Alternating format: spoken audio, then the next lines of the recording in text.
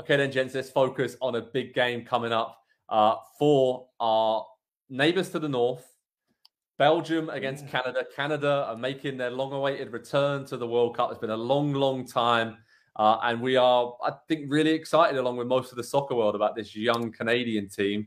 I mean, it's difficult for them, right, Andy, against the golden generation of Belgium, who are going for pretty much one last chance at winning a trophy. And even without Romelu Lukaku being fit, they still have so many great attacking players. De Bruyne in the form of his life, and a really settled team. But Canada, we know, Jonathan David, Larin up top. You've got the Fonz, Alphonso Davies, just a superstar down the wing there, and just really solid.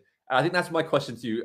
Can Canada be solid enough against Belgium to actually cause an upset? And in this World Cup, get out of the group, that's going to be key, right? Because we know they're good going forward. We know they have talented individuals, but their success in actually getting to the World Cup was built on being defensively solid.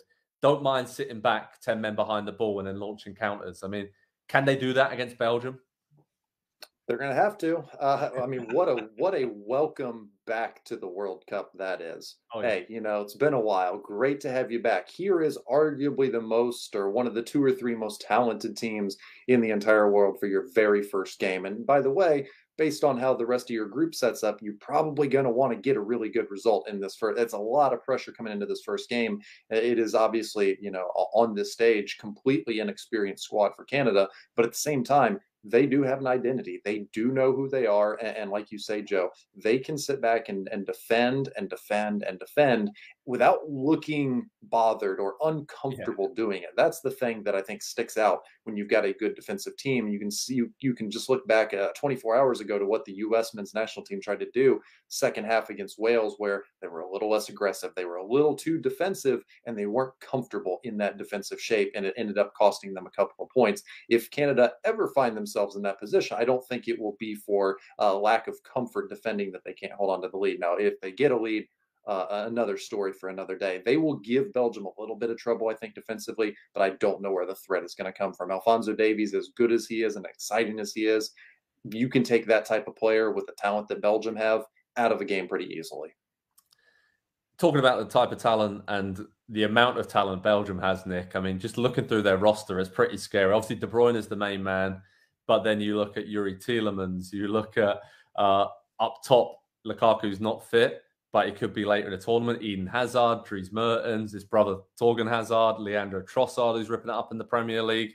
I mean, there's a lot of talent.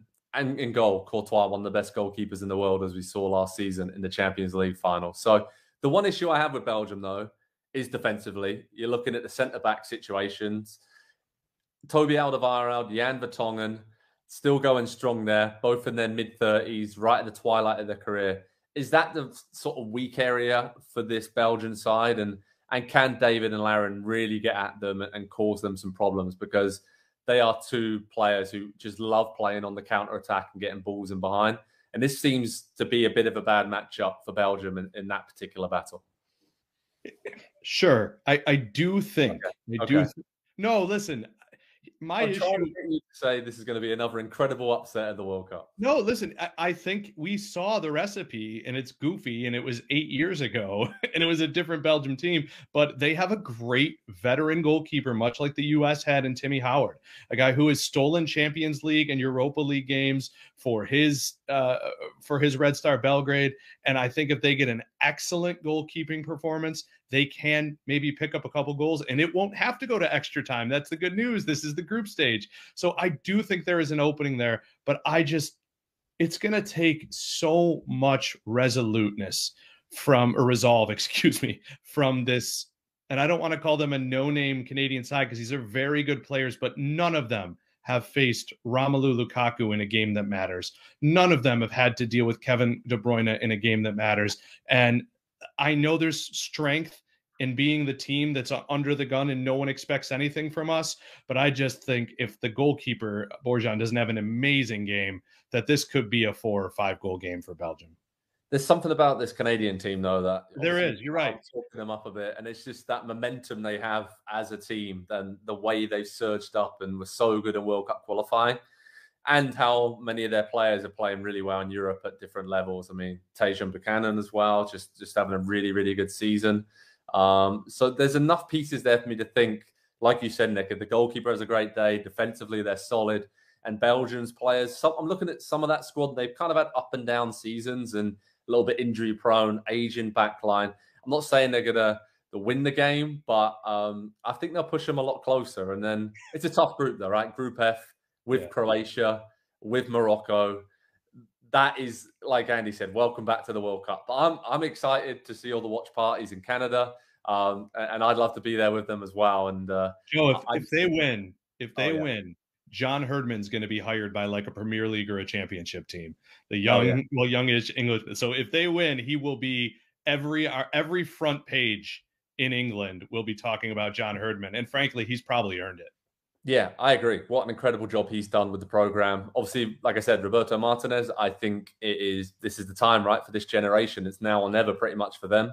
I think they get close, but I think once again, some of their flaws will get exposed on the world stage. Okay, quick prediction. I'm going to go 2-2, Belgium, Canada. Andy. What? Okay, since you said 2-2, I'll say 3-0 because that's what followed my I just don't see it. I can't see it. You just made me Little John. 4-0 for Belgium. 4-0. Okay, that's fair enough. But mostly, I just, I love pancakes, love maple syrup, I love Belgian beer. So just put that together. When I'm watching that game, I'll be having that. That will be my lunch when I'm watching that great game between Belgium and Canada.